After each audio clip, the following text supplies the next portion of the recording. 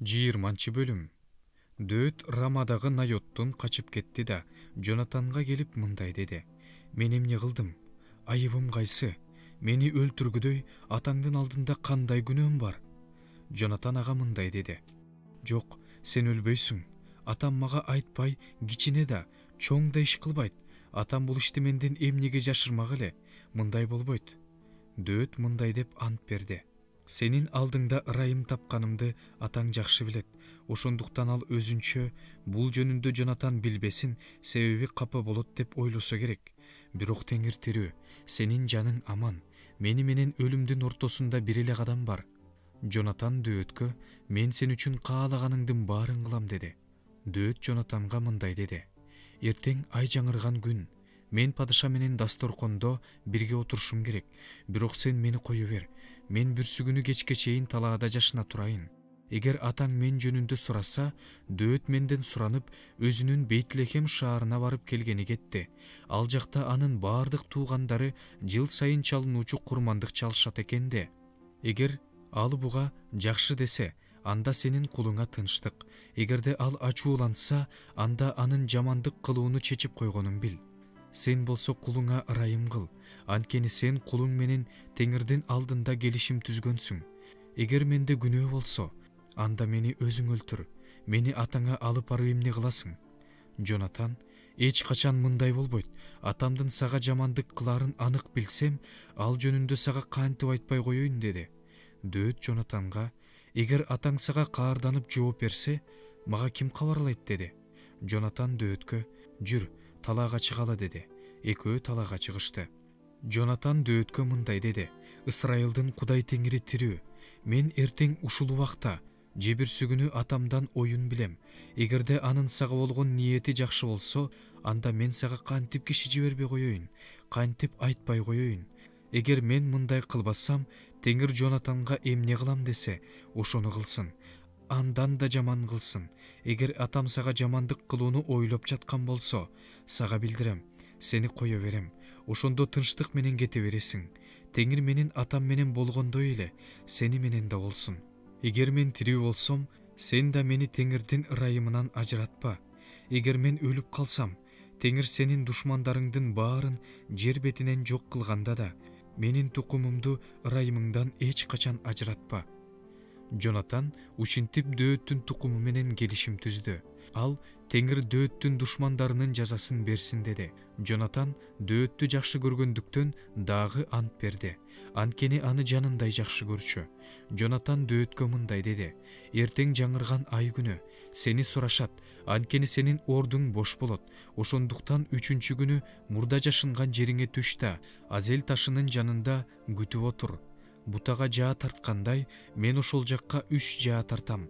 Анан жашууланды, барып жебелерди таап кел деп жөнөтөм. Эгер мен уланга жебелер сенин артыңда, аларды ал десем, анда мага келе бер. Анткени сага тынчтык, Теңир тирүү, эч коркунуч жок. Эгерде уланга жебелер сенин алдыңда жатат десем, анда сен кете бер. Анткени сени Теңир кое берип жатат. Ал эми экөөбүздүн сүйлөшкөн сөзүбүзгө, экөөбүздүн ортобузга Теңир түбөлүккө күбө. Дөөт талаага жашырынды. Ай жаңырып, падыша тамактанганы отурду. Адаттагыдай эле падыша өз ордуна, дубалдын жанындагы отургучка отурду. Жонатан туруп турду. Абенер Шабулдун жанына отурду. Ал эми Дөөттүн орду бош калды. Ал күнү Шабул эч нерсе деген жок. Анткени ал Дөөткө бир нерсе болуп таза эмес болсо керек. Ал тазалана элек го деп ойлоду. Жаңырган айдын 2-чү күнү Дөөттүн орду дагы бош калды. Ошондо Шабул өз уулу Жонатандан: Эмне үчүн Жышайдын уулу Дөөт кече да, бүгүн да тамакка келген жок деп сурады. Жонатан Шабулга: Дөөт менден Бейтлехемге суранып кетти. Ал мени кое бер. Анткени биздин шаарыбызда бир туугандарыбыз менен курмандык чалмакпыз. Мени бир тууганым чакырган. Эгерде мен сенин алдыңда ырайым тапкан болсом, барып бир туугандар менен көрүшүп келейин деген.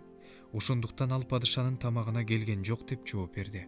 Ошондо Шабул Жонатанга абдан ачууланып: Оң богон ээн башул, өзүңдү да, энеңди да маскара кылып, Жышайдын уулу менен дос болуп жүргөнүңдү мени билбейт дейсиңби?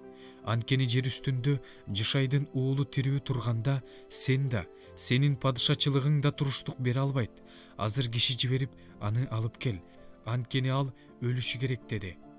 Джонатан атасы Шабулга аны эмнеге өлтүргөнү жатасың? Ал эмне кылды деди. Шабул аны сай өлтүрүш үчүн найзасын ыргытты. Ошондо атасынын дөөттү өлтүрүүнү чечкенине Джонатандын көзү жетти. Джонатан аябай ачууланып туруп кетти. Ал жаңырган айдын экинчи күнү тамак жеген жок. Себеби дөөт үчүн кайгырды жана атасы аны таарынтып койду. Эртеси эртең менен дөөткө айтылган убакта жаш уланды алып Джонатан талаага чыкты. Анан ал уланга чурка, мен тарткан жебелерди издеп таап кел деди. Улан чуркап жөнөдү. Ал жебелерди уландын алды жагына түшкүдөй кылып атты. Джонатан аткан жебелер жакка улан чуркап кеткенде ал анын артынан «Кара, жебе алды жагыңда жатат» деп кыйкырды. Джонатан уландын артынан дагы кыйкырды. «Бол тез чурка, токтобо!» Улан Джонатандын жебелерин чогултуп алып, өз мырзасына келди. Жаш улан эч нерсе билген жок. Джонатан менен дөөт гана эмне болгонун билишти. Анан Джонатан жанындагы уланга куралын берип, «Бар, шаарга алып бар» деди. Жаш улан кетти. Дөөт түштүк тараптан туруп келди да, жүз төмөндөп чыгылып, 3 ирет таазим кылды. Алар бири-бирин өөп чогуу ыйлашты. Дөөт көбүрөөк ыйлады. Анан Джонатан дөөткө мындай деди: «Тынчтык менен бара бер. Теңир экөөбүздүн ортобузда болсун. Менин тукумум менен сенин тукумуңдун ортосунда болсун» деп, Теңирдин ысымы менен берген антыбыз түбөлүккө калсын. Дөөт туруп жөнөп кетти. Джонатан болсо шаарга кайтты.